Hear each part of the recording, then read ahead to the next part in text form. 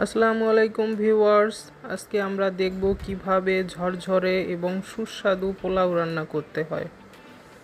টিপসগুলো ফলো করলে আপনাদের পোলাও এরকমের ঝরঝরে হবে।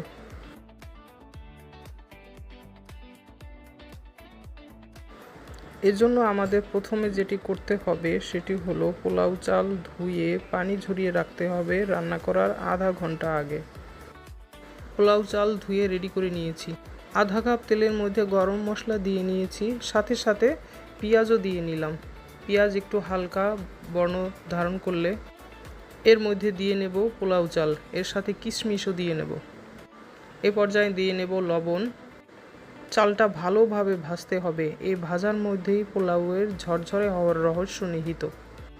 ভাজতে ভাজতে চালের মধ্যে মশলার সুঘ্রাণ এসে যাবে।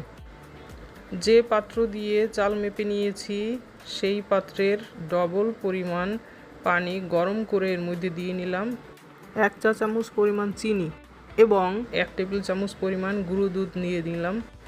এবার নেড়েচেড়ে ভালো করে মিশিয়ে নিলাম। গরম পানি অবশ্যই দিতে হবে, এতে পোলাওটা ঝরঝরা হবে। এবার ঢাকনা দিয়ে ঢেকে রাখলাম। পোলাওয়ের পানি শুকিয়ে গেছে। ভুল করেও এ সময় ঢাকনা খুলতে যাবেন না।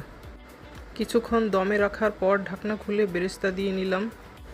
পেঁয়াজ বেরেস্তার সাথে কিছুটা চিনি মিশিয়ে রেখেছিলাম। চাল যখন ভুনছিলাম তখনই ঘি দিয়ে নিয়েছি, এজন্য এখন ঘি দেওয়ার তেমন প্রয়োজন নেই, তবে চাইলে দিতে পারেন। পোলাও যখন দমে রাখা হবে তখন ঢাকনা খুলতে বারণ, এ কারণে যে এতে কিছুটা চাল কাঁচা থেকে যায়, আবার কিছুটা নরম বেশি হয়ে যায়।